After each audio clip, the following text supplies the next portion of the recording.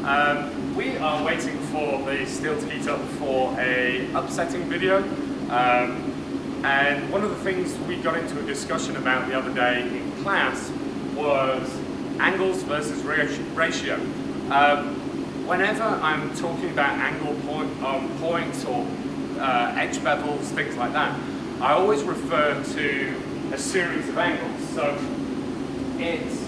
you're looking at 90 degrees, 45 degrees,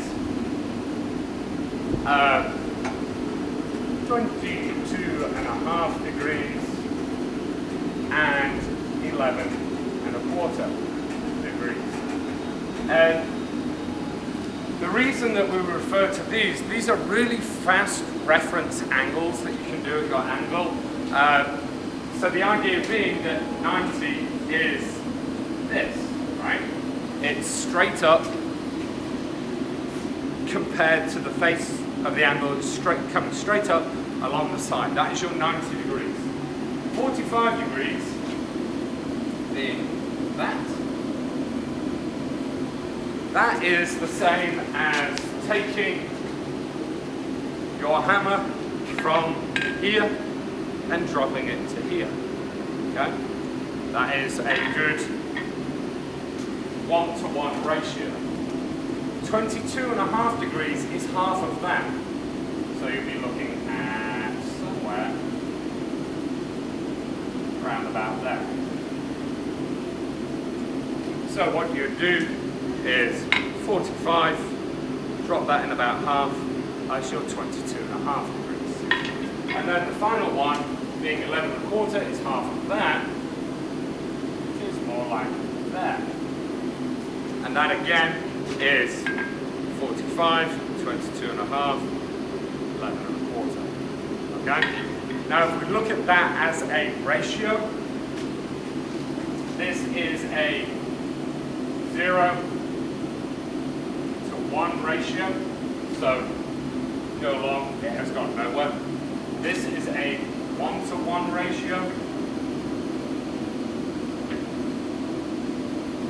which basically means that if you come out 1 inch and you go up 1 inch, that is your angle. Okay? This 22.5 is a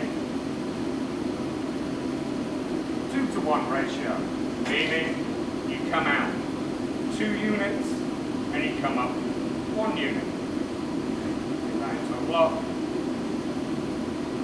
That is your angle. And then the last one is a 4-to-1.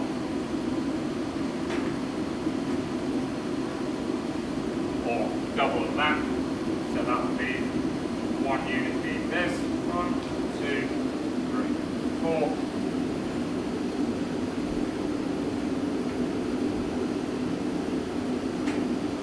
Okay. So how does that relate to you when you're forging? I have a piece of 1/2 inch material. I want to make a 1-to-1 ratio or a 45-degree point on the tip of it. That means that my point, being a 1/2 inch material, will be a 1/2 inch long. Okay? If I go to 22.5 degrees or a 2-to-1 ratio, that means that my 1/2 inch material will have a 1 inch point in. So 1/2 inch gives me 1 inch point. Okay? And then if we go to 11.25, that will give us a 1 in 4, 1-to-4, which would be a 1/2 inch to 2 inch long point. Hope that makes sense. It just kind of hopefully unpacks some of the ideas and some of the baggage of the math. Everyone gets scared of mathematics. It's not really, we're looking at a practical thing in the real world.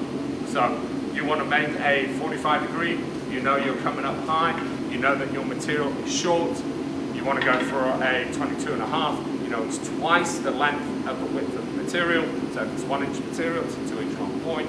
If you're going for a 4-inch line point on a 1-inch material, you know that you're hitting 11 1/4. And just to throw it out there, if you're putting a 4-inch point on 1/2-inch material, that's an 8-to-1 ratio, which means that you're running at 5 3/4? I don't know, whatever it is, pretty small, 5 and some change degrees, okay? So there you go. Think about what you're doing. Hopefully you can figure out the math side of it and the physical side of it, and hopefully the two will correlate to each other. This is the only purpose of doing this, is to help you correlate one thing to another, so that if you go, I'm going to make a 4-inch point, how much material do I grab? Back to that volumetrics conversation. And also, how low of an angle should that be at the end of the day? Alright, anyway, I've got hot material, time to do some upsetting.